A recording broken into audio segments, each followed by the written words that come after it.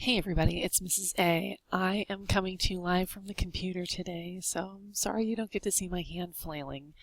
But I wanted to talk to you a little bit about Twitter analytics. Now, we had a question recently about how to get to it, and I thought instead of talking about it, I would show you.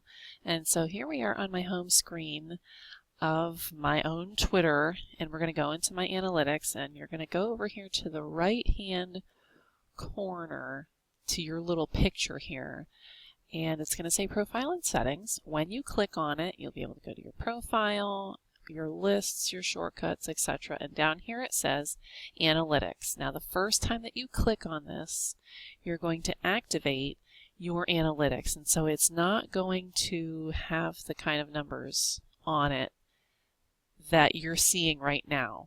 But after you activate it, you're going to tell Twitter that you want to start keeping track of all of this information, so that if you give it a few days or a week and then you come back to it, it's going to start having information and feedback to give you. So once you start collecting, then from that moment on, it's going to remember every tweet and everything that happens to that tweet, and it's going to compile it for you here. And so you're going to start seeing numbers like this, and you'll be able to see how many in a 28-day period.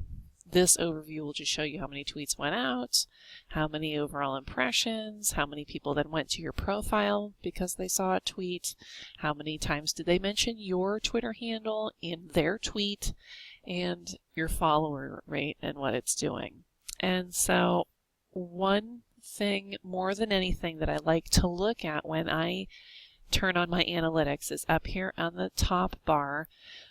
We have home, tweets, followers, Twitter cards, and I like to go to the tweets because this is very comprehensive, and it's going to show you every tweet you ever did and how it did and how you're doing for the month, the quarter, the day, the week, whatever.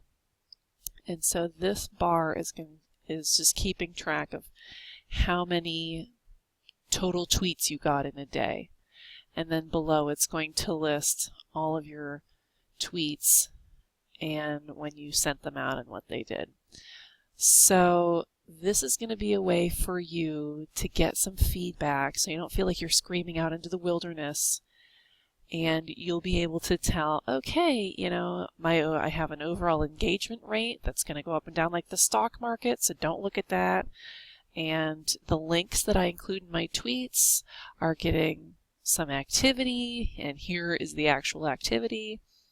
And if people are taking what I tweeted and retweeting it on their profile, here's the retweets I'm getting, how many times they're going to hit that star, give me a favorite. Or if I am trying to network with people on Twitter and start a conversation and then they're replying to me, then if you're having conversations, that's going to keep track of all your replies and things. So you're going to be able, in any part of this list of tweets here, to click on it and it's going to expand. It's going to show you if you had a picture attached, what your tweet was, exactly when it went out, and when it kind of trended and peaked and all that.